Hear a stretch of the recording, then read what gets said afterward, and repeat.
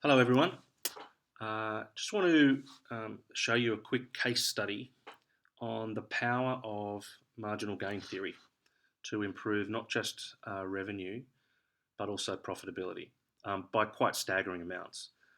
So what you're looking at here, if I just jump into full screen so you can see the full extent of the pipeline. All right, so over here we have a simple P&L. It's actually a P&L from a client of ours, so it's a real case study. So you've got 42 million of sales, 24 million cost of sales, leaving an 18 million gross margin, and 13 million of overheads, leaving this company with $5 million of EBITDA. All right, and we just apply a simple valuation multiple to come up with a value of the business. But really, the three key figures are in blue. Now, those sales numbers, the 42 million, come from a pipeline or a funnel. And in that funnel, we have a process of leads turning into contacts, turning into offers, turning into wins. Don't get too hung up on the terminology of whether you want to call them contacts or offers or whatever.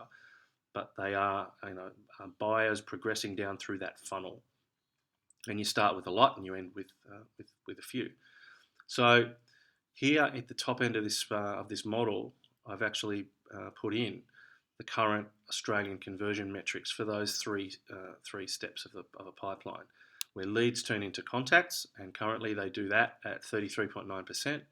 Then we have contacts turning into offers, and they do that at 31.1%, and we've finally got offers turning into closures, and they do that at 18.5%, giving an end-to-end conversion excuse me, of 1.95.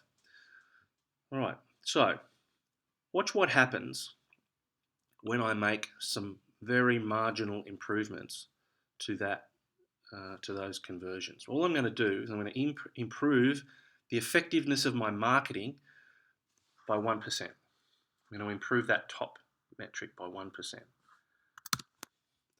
So all I've done is I've gone from 33.9% to 34.9%. It's not a very big improvement. But look what it's done. My overall revenue conversion, has gone from 1.95% to 2.01, which doesn't sound like much. It's a 3% improvement from a 1% improvement. So that's a 3% improvement in overall revenue. But look what happens when it cascades down to profitability. That's driven an 11% improvement in profitability because we're holding the conversion ratios. We're holding the conversion of sales into margin the same. I'm not touching pricing.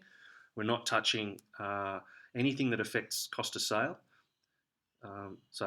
Those ratios are constant, and we've proven that we can make these improvements because they're so small at little, if any, addition to overheads.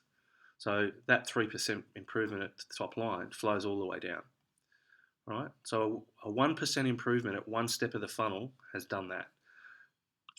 See what happens if I make that 1% improvement at the middle of the funnel as well. So I'm just going to go from 31.1 to 32.1.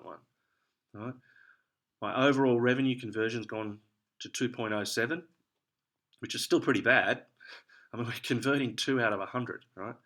But because it started at 1.95, it's jumped now to 6%. So my overall revenue conversion has gone to 6%, gone up by 6%, and that's meant my sales have gone from 42 million to 44.6 million.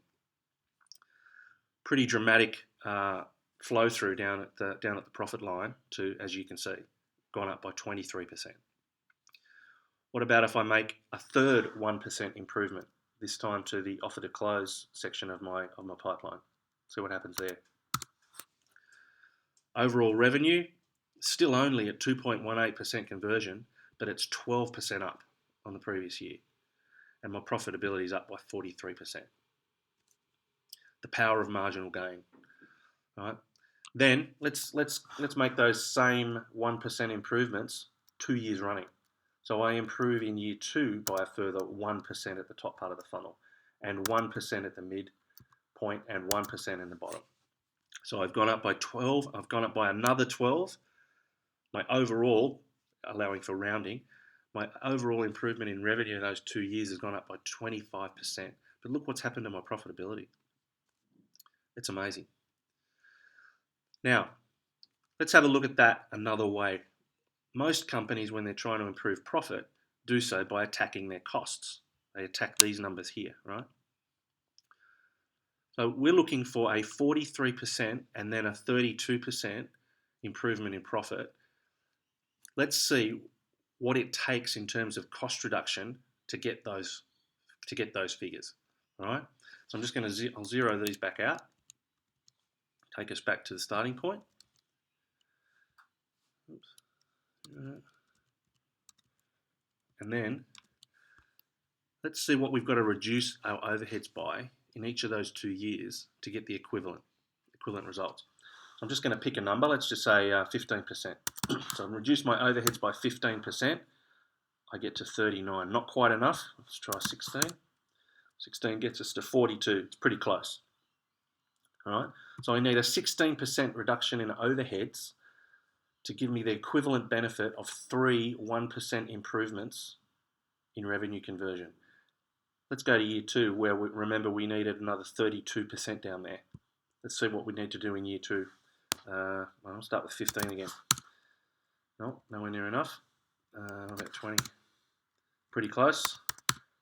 21.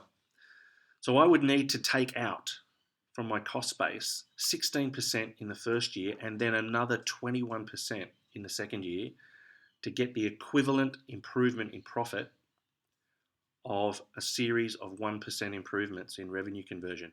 Remembering again, I haven't touched my sales price yet.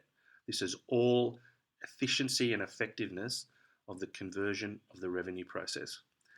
And that, ladies and gentlemen, is the power of RPMG, marginal gain theory. Hope you enjoyed it. Hope you found it valuable.